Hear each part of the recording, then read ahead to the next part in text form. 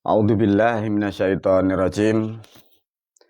Bismillahirrahmanirrahim. Asyhadu an la ilaha illallah wa asyhadu anna Muhammadan abduhu wa rasuluh. Para murid, santri, dan pemirsa dimanapun berada, Assalamualaikum warahmatullahi wabarakatuh dan sugeng rahayu semua. Para murid dan santri, alhamdulillah pada malam hari ini guru melanjutkan dan sekaligus menerangkan dan memberikan pengertian dan pemahaman tentang laku bulan Ramadan. Pada video ini diberi judul Wejangan Bulan Ramadan tahun 0014 Tritungga. Agar para murid dan santri mendapatkan sesuatu hasil setelah melakukan ilmu ini, diulaslah oleh guru sebelum banyak hal tentang menerangkan lempiran yang sudah dibawa para murid dan santri ya. Sebelum sampai menerangkan yang jauh, guru memberi ulasan sedikit tentang pemahaman ilmu. Karena kadang masyarakat atau juga para murid dan santri kurang paham tentang apa yang disebut ilmu ya. Para murid dan santri, kita sering mendengar kata ilmu dan ilmu dan ilmu. Sedangkan ilmu dibagi beberapa banyak tentang ilmu.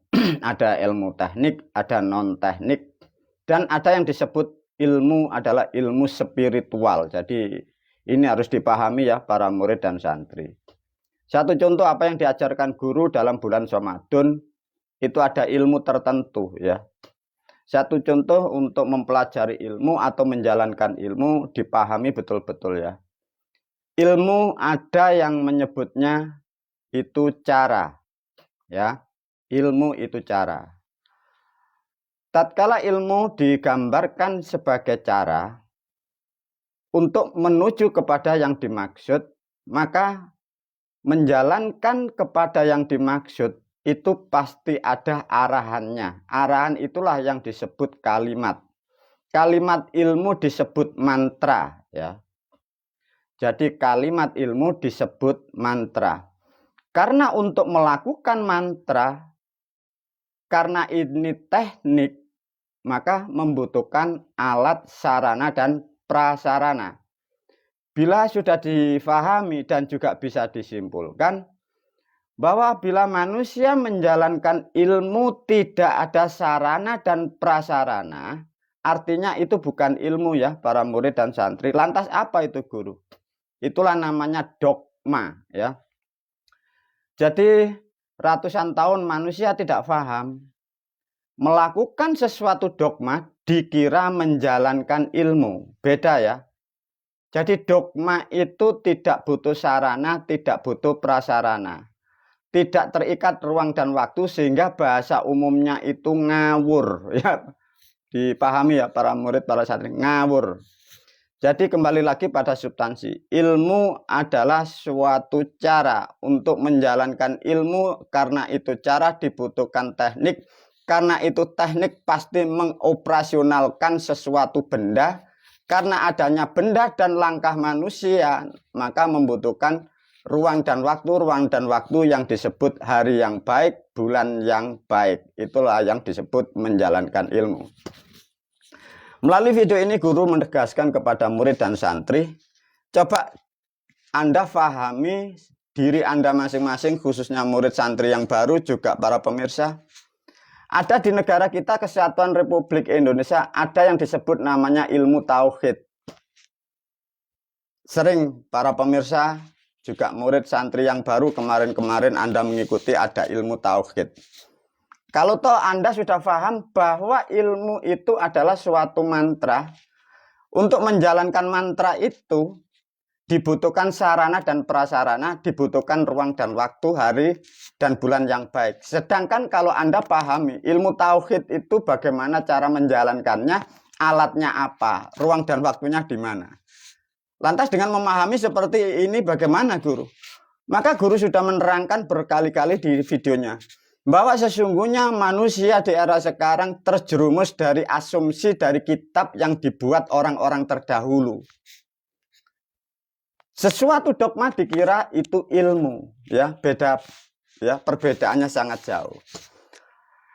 Dengan memahami kalau sudah mengerti juga tentang ilmu, maka guru menerangkan bahwa ilmu itu diberi pertanyaan oleh guru melalui video ini. Para murid dan santri, kemarin sudah di-share sedikit tentang ilmu. Coba gambarkan sesuai pikiran Anda masing-masing, khususnya murid dan santri juga pemirsa.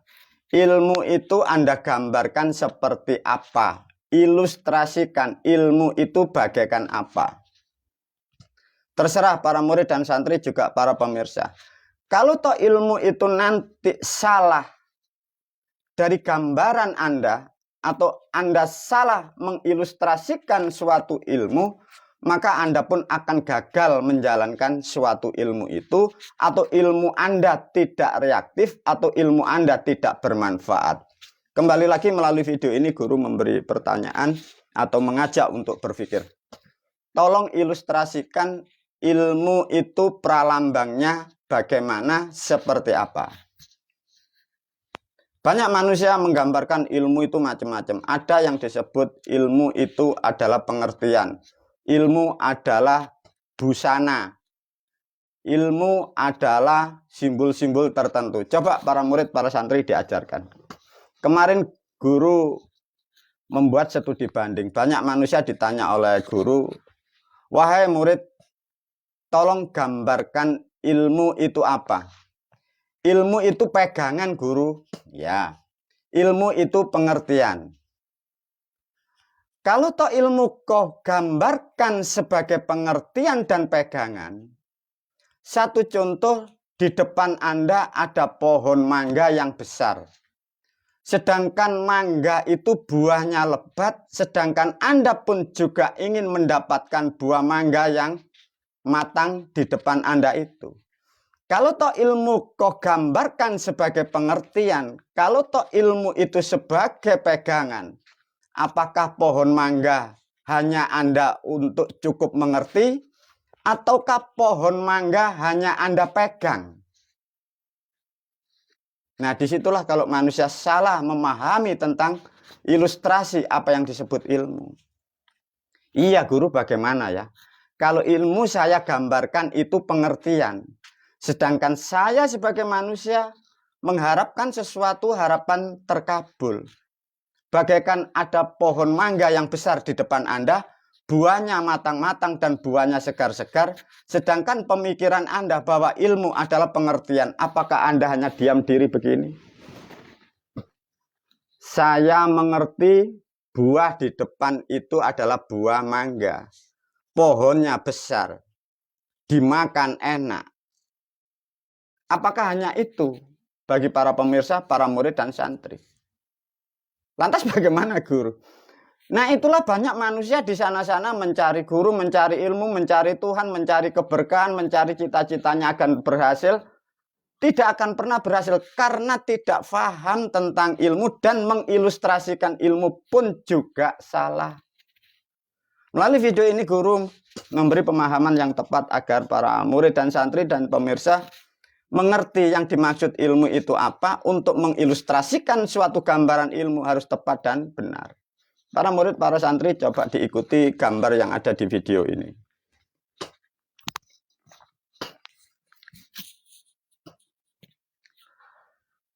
Nah, ini para murid dan santri ya. Di video ini guru menulis puasa ilmu somadun. Di dalam lampiran ini guru menulis ilmu apa ya, 1, 2, 3, 4, 5, 6, 7 bahkan sampai banyak ya. Jadi tolong dipahami para murid dan santri, Anda itu punya ilmu apa dulu ya. Ilmu itu ilmu apa? Maka ini harus dibedakan. Jangan sampai salah persepsi seperti tadi. Punya ilmu kok ilmu tauhid. Nah, itu ilmu apa? Nah, inilah kekonyolan para pemirsa. Ilmu ini loh ilmu apa? Maka satu contoh, Ilmu spiritual yang digambarkan dari cerita di video ini satu contoh. Ada namanya ilmu yang umum aja, ilmu pengasihan. Ada yang juga nyebut ilmu pelet. Kalau manusia nyebut ilmu pengasihan dan ilmu pelet, itu nanti disebut musyrik dan syirik. Katanya ilmunya orang Jawa atau ilmunya dukun. Kalau dirubah menjadi ilmu mahabbah, katanya ilmu dari Arab. Nah, kan gila lagi. Sama para murid, para santri dan pemirsa. Bahasanya dirubah sehingga di situ Anda menjadi permasalahan, Anda menjadi pertikaian, Anda menjadi saling menghujat. Ilmu pengasihan, ilmu pelet, ilmu mahabbah itu sama intinya, bahasanya yang berbeda. Karena pemahaman yang tidak luas sehingga masyarakat Anda saling bermusuhan, saling menghujat, saling menghina. Ada lagi ilmu fisik, ada nanti ilmu lagi spiritual. Sedikit guru menyinggung tentang ilmu ya. Satu contoh, di dalam pendidikan apa yang ditangkap oleh guru dan apa yang dijalankan guru dari pembinanya. Satu contoh ini bukan sesuatu hal yang aneh. Guru hanya menggambarkan. Satu contoh dalam satu pendidikan dari leluhur, ada nomor satu diajarkan dulu itu ilmu, kalau sekarang itu ilmu bolosewu. Di situ ada namanya nanti untuk katanya kalau orang-orang dahulu bisa untuk menghilang dan macam-macam. Ada ilmu A, ilmu. Nah, jenis ilmu inilah yang disebut ilmu. Ya, para murid dan santri tolong kembali lagi kepada substansi ya, agar kalian paham tentang ilmu ya. Ilmu adalah cara dan teknik untuk melakukan, butuh alat, ruang dan waktu, hari, bulan yang baik. Untuk menggambarkan ilmu agar para murid dan santri juga pemirsa bermanfaat, di video ini guru menggambarkan. Ilmu ibaratkan dua simbol. Satu, ilmu ibaratkan transportasi. Bisa mobil, bisa kereta api ya. Dari transportasi ini ada namanya jalan. Jalan inilah adalah tujuan, cita-cita, harapan Anda, kita sebagai manusia. Setiap manusia mempunyai harapan dan cita-cita ke depan. Untuk menghantarkan cita-cita ke depan, kita manusia itu butuh transportasi. Nah, inilah nanti yang menghantar cita-cita Anda sampai ke depan. Apa yang Anda maksud? Itulah simbol yang tepat sebagai ilmu. Dua, ilmu simbolkan sebagai pusaka atau pedang. Ya.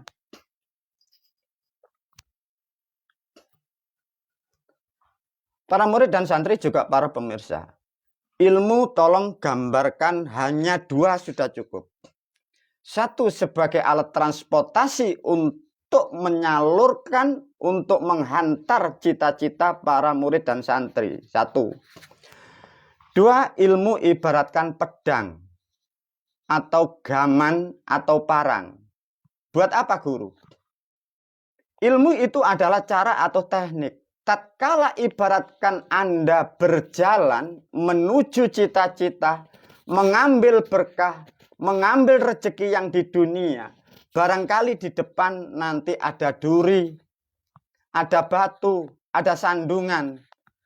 Gaman dan pusaka atau parang itulah sebagai alat untuk memotong bagi yang menghalangi cita-cita yang luhur, cita-cita yang baik, cita-cita untuk menggapai keberkahan. Sehingga yang tepat ilmu disimbolkan hanya dua. Satu, transportasi sebagai alat penghantar menuju cita-cita. Dua, sebagai gaman atau pedang atau pusaka sebagai alat untuk menyingkirkan sesuatu kendala dari apa yang kita tuju di hari besok dan hari besok. Itulah para murid dan santri, guru berpesan, gambarkan ilmu dua gambaran itu. Kembali lagi pada video ini kepada substansi gambar. Tatkala ilmu sudah mampu Anda ilustrasikan seperti mobil. Karena kita mempunyai cita-cita ke depan. Mobil ini butuh daya, ya.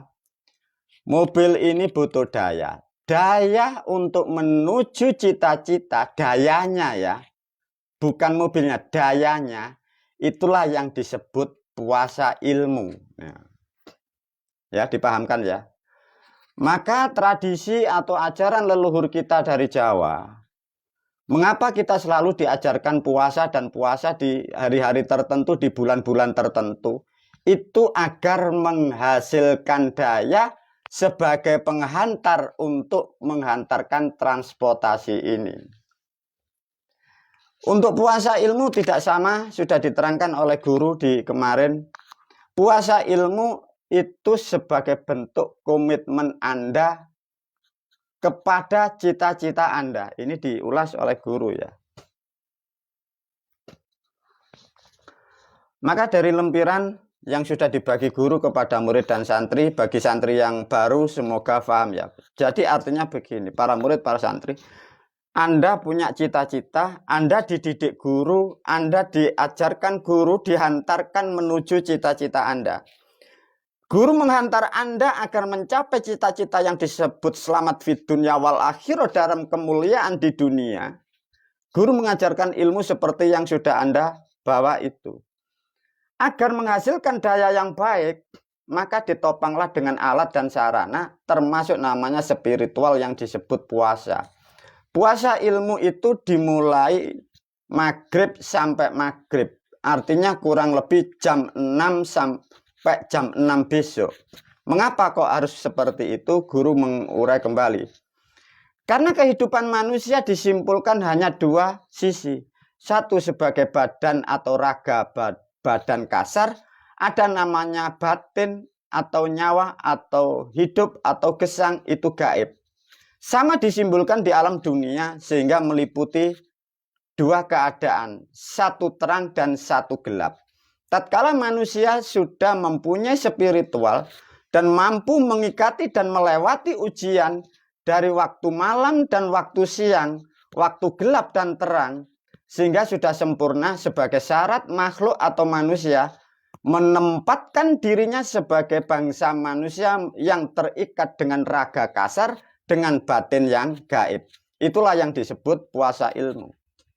Karena puasa ilmu ini adalah bentuk komitmen untuk memperkuat daya Anda untuk menghantar cita-cita Anda.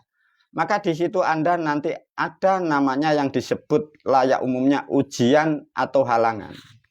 Ini tolong diperhatikan para murid dan santri. Satu, jaga jangan sampai tidur, atau kalau toh tidur kurangi jangan terlalu banyak. Satu, kuncinya di situ. Dua, hati-hati karena ini spiritual. Biasanya mendekati hari H itu satu kantuk. Itu ada aspek sisi lain yang memang menghalangi Anda. Dua, kadang dari kanan dan kiri suami atau istri itu biasanya membuat recok atau menghalangi karena ada sesuatu makhluk yang masuk di dalam pikiran dari kanan kiri Anda. Tolong diperhatikan, itu pasti kita akan melalui. Satu, kalau tidak ngantuk. Dua, pasti ada kanan kiri akan menghalangi. Karena apa? Itulah godaan atau ujian bagi seorang manusia yang ingin mengangkat dirinya agar kehidupannya lebih berkah dan lebih mulia. Para murid dan santri, itulah yang disebut puasa ilmu. Dengan demikian para pemirsa, para murid dan santri, artinya para murid diajarkan puasa oleh guru. Puasamu tidak usah kau tunjukkan kepada siapapun, tidak usah kau tunjukkan di hadapan gurumu, dan tidak usah dipamerkan kepada orang lain. Puasamu adalah komitmen kepada dirimu sendiri, komitmen kepada cita-citamu. Puasamu adalah komitmen kepada ilmumu. Tatkala kalian para murid dan santri betul-betul komitmen kepada apa yang aku ajarkan, itulah yang disebut dari leluhur kita, sapa sing temen bakal tinemu. Maka melalui video ini guru berpesan, temeno, sungguh-sungguhlah dalam menjalankan ilmu. Hati-hati dengan goda, hati-hati dengan goda di kanan kiri, hati-hati dengan kantuk itu. Namun bagi para murid dan santri, kalau sudah tidak mampu untuk buka pejam mata, tidurlah, jangan terlalu lama, sehingga nanti hasilnya bisa lebih baik daripada tahun-tahun kemarin. Itulah para murid dan santri tentang yang disebut ilmu dan disebut tentang puasa ilmu. Dilanjut dengan video ini.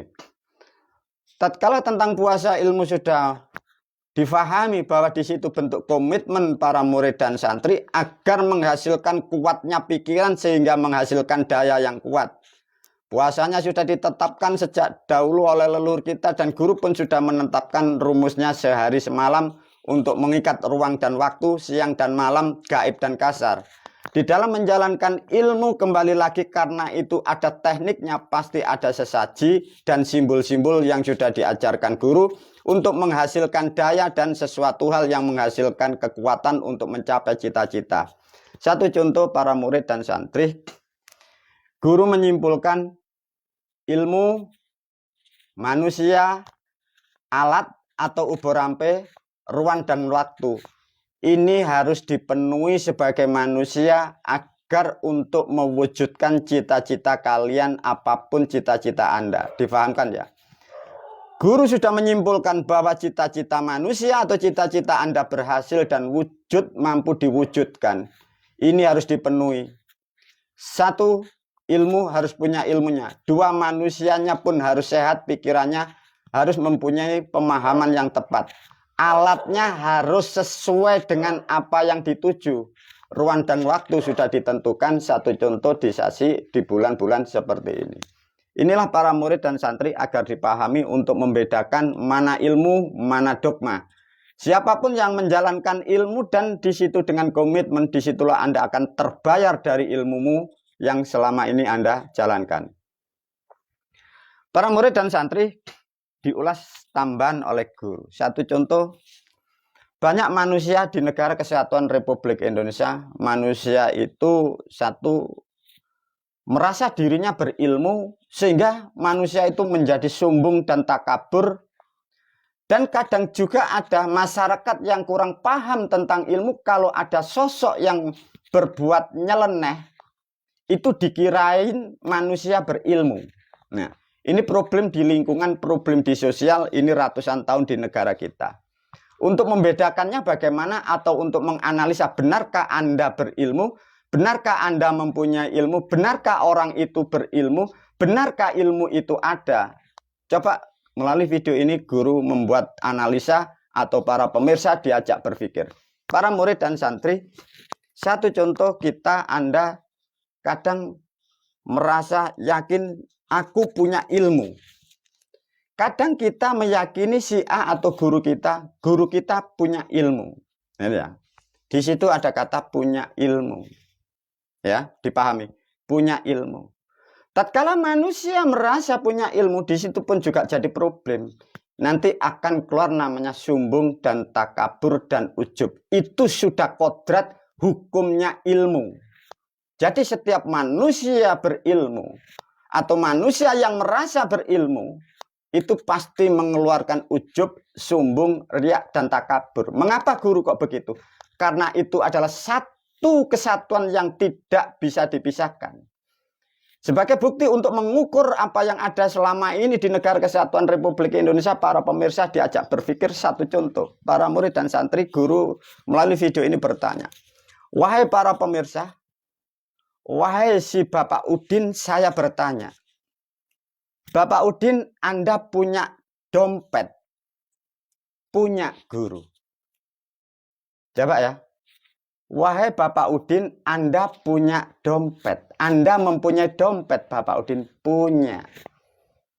Tolong Bapak Udin, kalau Anda punya dompet, isinya apa saja? Diterangkan ada uang, ada nominal, ada ATM, ada KTP, ada surat gaden, ya, ada surat tilang, ya.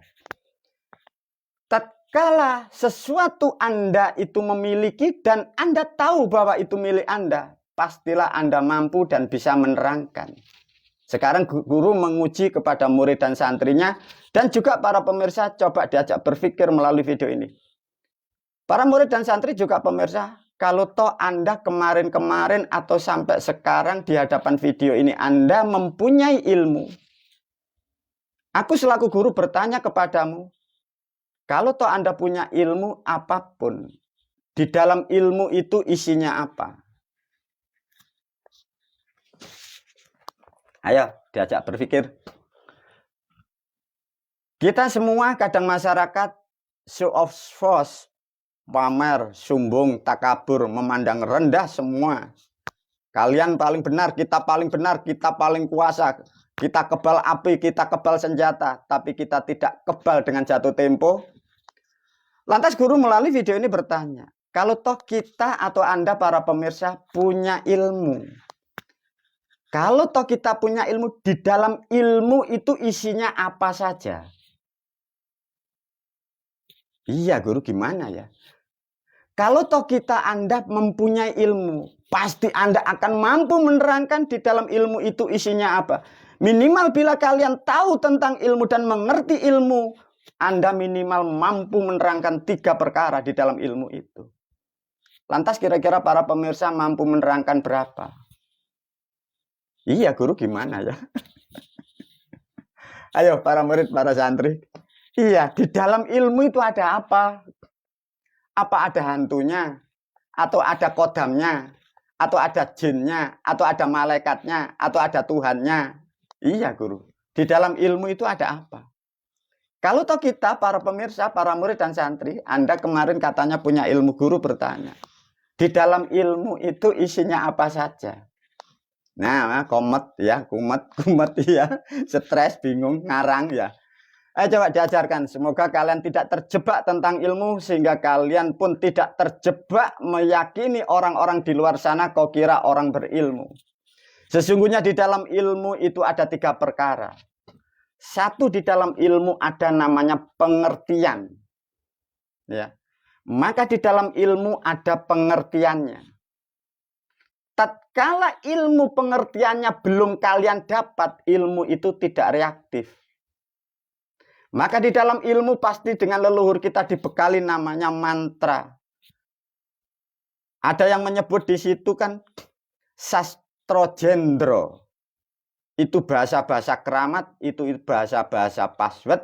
Nah, bahasa-bahasa password atau Sastrojendro itulah yang disebut mantra. Di dalam mantra mengandung suatu bahasa dan kata. Bahasa dan kata itulah mengandung pengertian.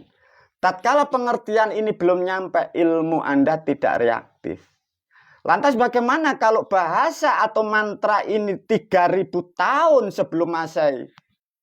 Mampukah kita membukanya? Kalau tidak mampu, percuma kita mempunyai ilmu, percuma kita melakukan ritual spiritual, karena bahasanya pun tidak mengerti. Itulah para murid dan santri. Di dalam ilmu ada 1 namanya pengertian. Tatkala pengertian ini sudah Anda pahami dari apa yang kalian ucapkan dan Anda baca, di dalam pengertian akan menghasilkan suatu daya. Disitulah ada daya kekuatan yang mampu menghantar untuk meraih cita-cita Anda. Dan daya itu sesuai dengan bahasa dan mantra itu. Tatkala pengertian sudah tahu, di situ menghasilkan daya. Yang ketiga, di dalam ilmu ada daya kuasa. Maka tatkala manusia mempunyai ilmu apapun, pasti akan mempunyai kekuasaan sesuai dengan ilmu yang dimaksud itu. Itulah para murid dan santri, juga para pemirsa. Untuk memahami ilmu, pahamkan bahwa di dalam ilmu ada 3 perkara. Ada pengertian, ada daya, dan ada wenangnya. Tatkala 3 tidak dipenuhi, itu bukan ilmu, itu adalah dogma. Lantas berapa juta dan berapa tahun manusia terdogma, meyakini dikira itu suatu ilmu. Sedangkan dilakukan bertahun-tahun dan berulang-ulang, maka disitulah Anda menjadi manusia yang terpelosok. Anda menjadi orang yang terjerumus, waktu Anda sia-siakan, biaya kau buang, Anda terobsesi dari omongan-omongan orang-orang yang katanya dan katanya. Wabillahi taufiq wal hidayah wa ridho wal inayah. Wassalamualaikum warahmatullahi wabarakatuh.